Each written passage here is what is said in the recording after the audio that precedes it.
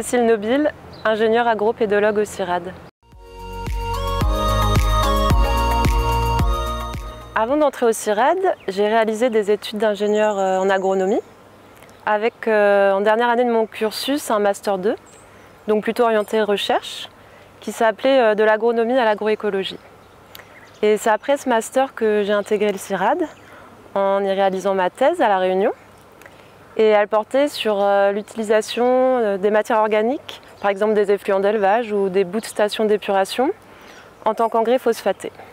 Aujourd'hui, je suis ingénieure agropédologue et je travaille sur la gestion durable de la fertilité des sols, spécifiquement dans les contextes tropicaux. Donc l'enjeu de mon travail, c'est de raisonner la fertilisation des cultures tropicales et notamment déterminer quelle dose d'engrais apporter en fonction du type de matière.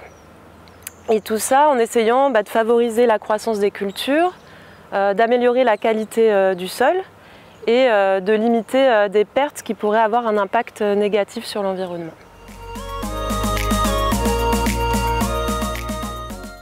Parmi mes thématiques de travail, il y a l'utilisation de ces matières comme source d'engrais azotés et phosphatés. J'ai notamment travaillé sur l'impact des apports de matière sur l'évolution des propriétés des sols de La Réunion.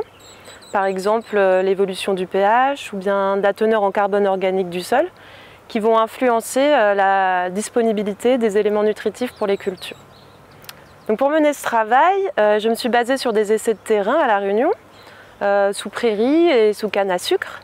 Par exemple, j'ai travaillé sur l'essai SOAR Pro, qui est un dispositif pluriannuel qui permet vraiment d'étudier les effets à long terme d'apport de matière organique.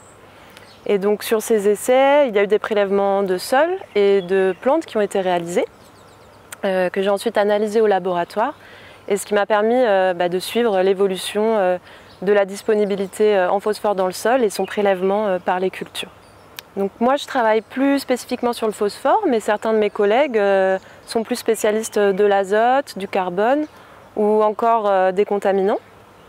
Et mon rôle maintenant en tant qu'ingénieur, c'est de synthétiser toutes ces connaissances et ces données qui sont acquises par mes collègues et par la recherche et de les rendre opérationnelles de façon à améliorer les conseils qui sont donnés aux agriculteurs.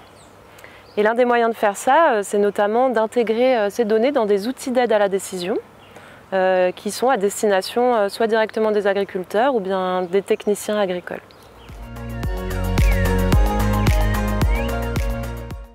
Être au CIRAD me permet aujourd'hui de mener une recherche d'impact, c'est-à-dire pour moi une recherche qui est à la fois originale et stimulante d'un point de vue scientifique et qui reste quand même connectée aux enjeux réels auxquels font face les agriculteurs.